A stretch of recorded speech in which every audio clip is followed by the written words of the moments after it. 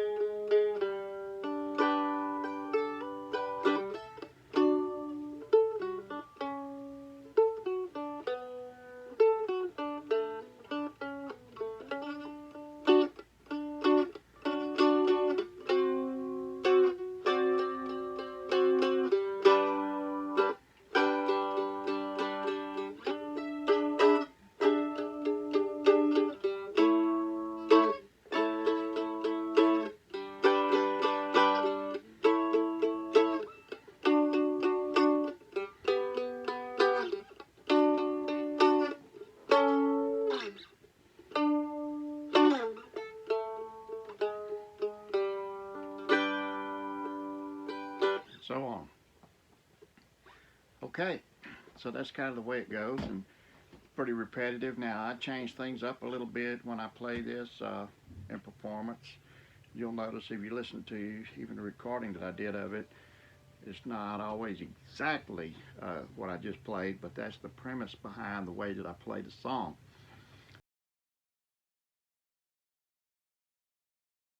The main point that I want to make right now as we discuss this is the groove of the song. The groove is all important. And to really feel the groove behind this song, you need to think in terms of triplets. But I transcribed this song, uh, and I put the transcription in 4/4 time. It's in 4/4 time. It's a very, very slow ballad, though, and it is full, chock full of triplets. So you have to kind of get that triplety feel behind you in order to get the right groove for this song. If you printed the sheet music or downloaded the sheet music and can look at an electronic copy of that PDF, you'll see that up there in the left-hand corner, you'll see two little eighth notes equals an eighth note triplet. Where you have an eighth note, you have the second note of the triplet is missing, and the third note of the triplet is a very quick little note, and that's the feel that you get with two eighth notes. All that means is that it has sort of a swing rhythm. So when you're playing eighth notes instead of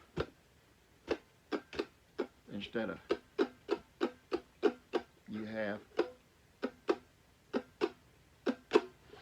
you'll find this sort of a heartbeat pulse behind a lot of blues, a lot of swing type music. Willie Nelson definitely swings, and so the main thing that I want to get across to you now is that there is a very triplety feel to this song. I sort of looked up some of the sheet music for this song before I made this video just to find out what other people have done with it. And sure enough, almost everybody puts it in 4/4. But when you look up sheet music to this song, whether you find it in the key of F or the key of E, you'll look through that sheet music. Within the very first few measures, you're going to see some triplets in there because there's a very triplety feel behind this song. It could almost be written in 12/8 time. 12/8 time would sound like 4/4 with triplets at each beat. So you got 1, 2, 3, 2, 2, 3, 3, 2, 3, 4, 2, 3. You got 1 and 2 and 3 and 4 and in this song that's what you feel. Now when I transcribe Bob Dylan's song, Just Like a Woman, I put it in 6/8 or rather in 12/8, and it has exactly the same feel. Not exactly, but it's got the same type of groove as this song, Funny How Time Slips Away.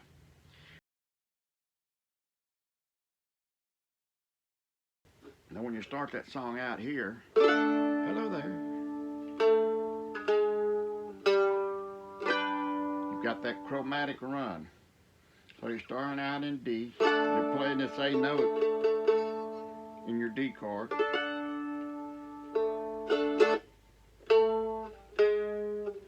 and you're running down from A, the A note, to the G note with a chromatic run.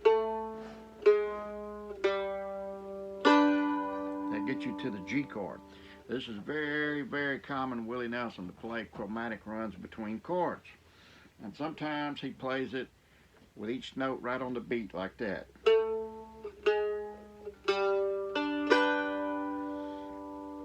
Sometimes he will play triplets instead.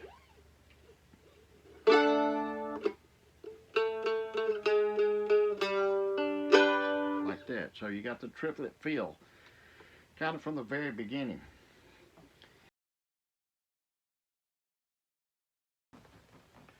Okay, now we're moving on to measures 3 and 4. Funny how time slips away. And we're going to begin now with the fills that go between the vocals. We started out with measures 1 and 2, where we started with a D card, go down to G card, and then right at the very tail end of measure 2, you got this quick 8th note, which slides up into the 1 beat, first beat of measure 3. You'll see that there. You're sliding from this D flat to D, sliding up to that D note, and that's the first note of measure 3. And then we're going to play some triplety arpeggios. This would be your D arpeggio. We're in the D chord now. D arpeggio would be D, F sharp, and A. That makes the D chord. D, F sharp, A. There's our octave. Go. F sharp, A on the 7th fret. So we're up here at the 7th fret A, and we're going to play this arpeggio like this. You'll see that in measure 3 of your sheet music.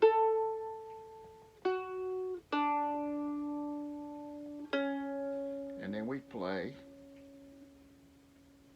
the flat 7th note. I'm sorry, the major 7th note. So we're playing a D major 7 arpeggio there, followed by, which is the 6th note. That's a D major 6 or D6 arpeggio.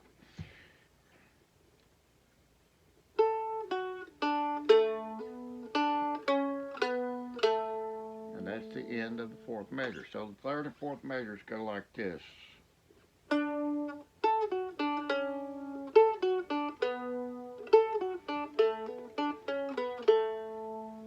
Okay. Now, in the sheet music, when I transcribed this, it had been a while since I had played the song, and so I transcribed it like this.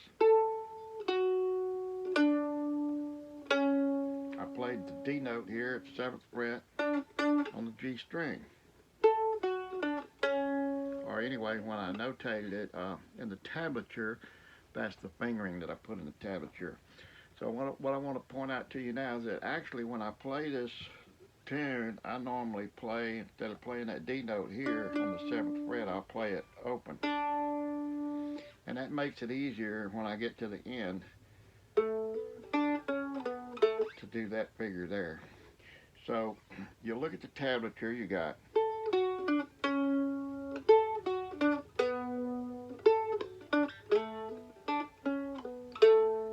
an alternate way of playing that, which I normally do, is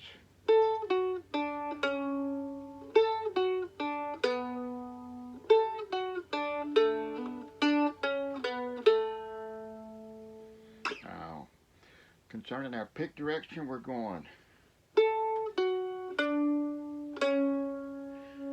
alternating down, up, down, down.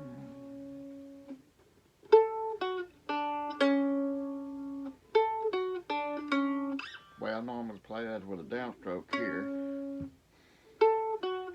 Another downstroke here.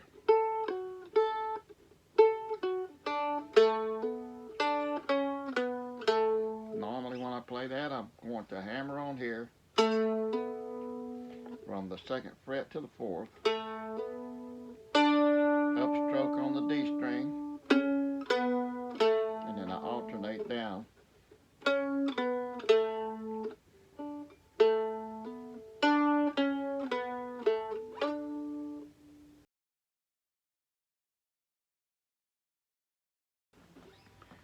Measures 5 and 6. As written, I'm doing this. And generally, even though it's not written there, I would probably slide there.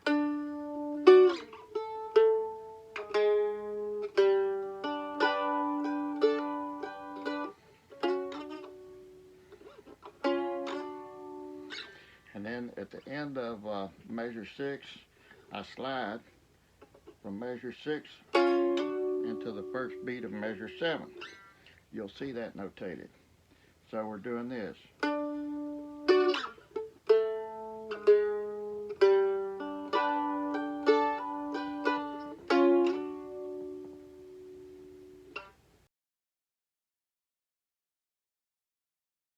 Okay, moving on to measures 7 and 8. At the end of measure 6, we slid from this D flat up into the first beat of measure 7 like this. And then we're going to just pretty much copy what we did in measures 3 and 4.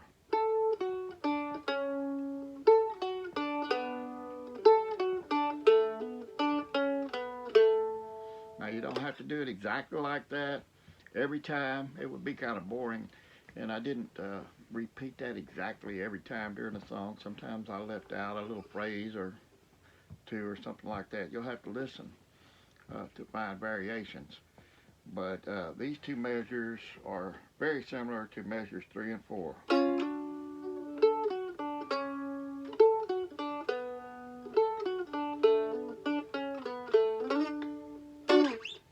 Okay, so I just started into measure 9 there, and we are going to go there next because that's when the actual drive comes into this song.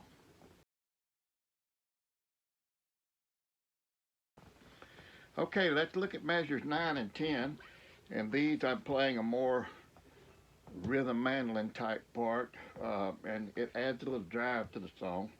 You got to have that triplety feel and that swing feel behind you. But starting in measure 9, you're playing this D chord. And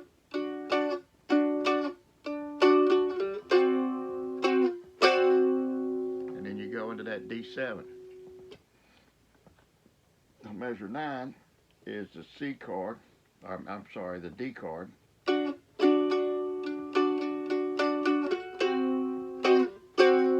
Measure 10 is the D7.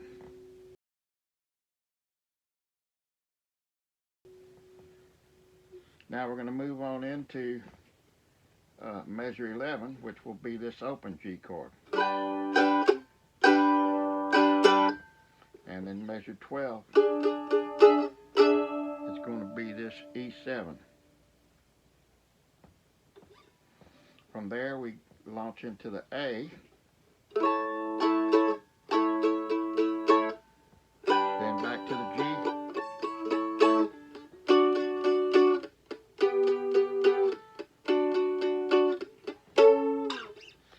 and then we go into measures 15 and 16, which are kind of the turnaround measures.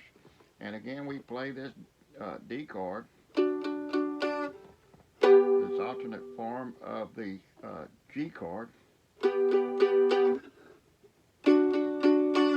then the same form of the A chord. Brings us back to the beginning of the next verse and the 1, measure 17. So you repeat the whole thing.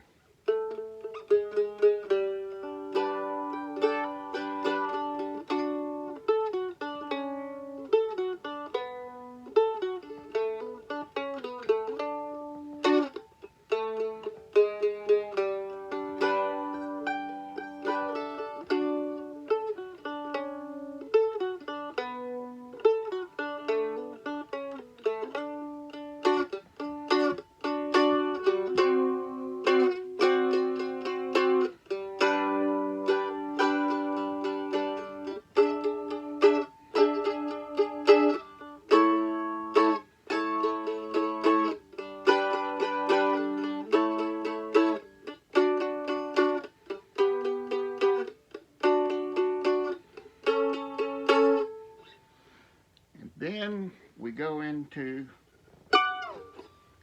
the solo, which will be covered in the next video. If you have any questions about any of this, just send me an email, contact me through the site, and I'll be happy to answer questions. If I need to, I'll make another video.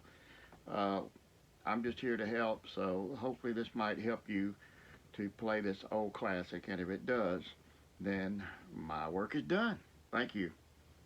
Peace, love, and mandolins.